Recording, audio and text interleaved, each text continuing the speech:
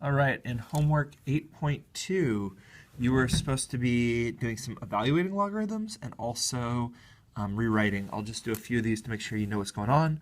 Let's look at number 3. What a logarithm is asking is it's saying the base here to what power equals the argument.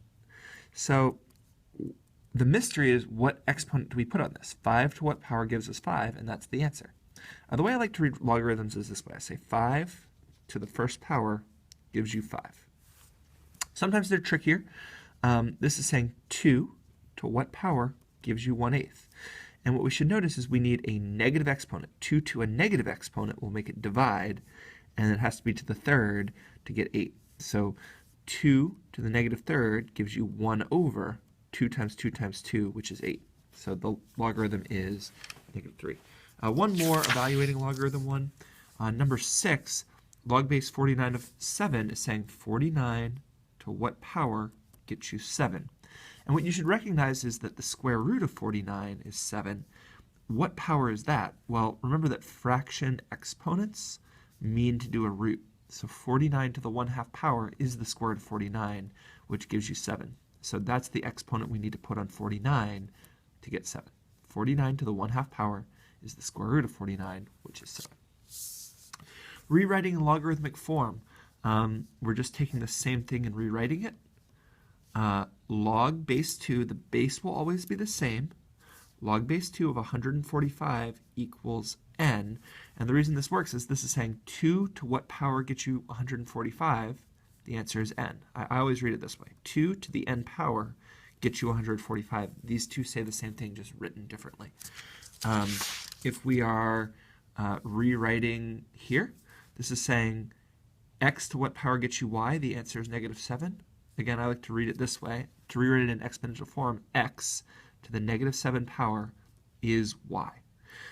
Notice that the base is always the same in both the logarithmic and exponential form. On the back, you're supposed to be estimating, and so I gave you an example up here. Log base 3 of 10 is not an exact power. 3 to what power gives you 10? Well, there isn't an exact number. It's going to be a weird number. You're just supposed to estimate.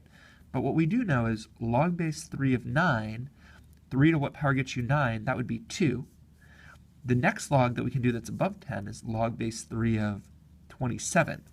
3 to what power gets you 27? The answer is 3. So because 10 is in between 9 and 27, log base 3 of 10 is in between log base 3 of 9 and log base 3 of 27.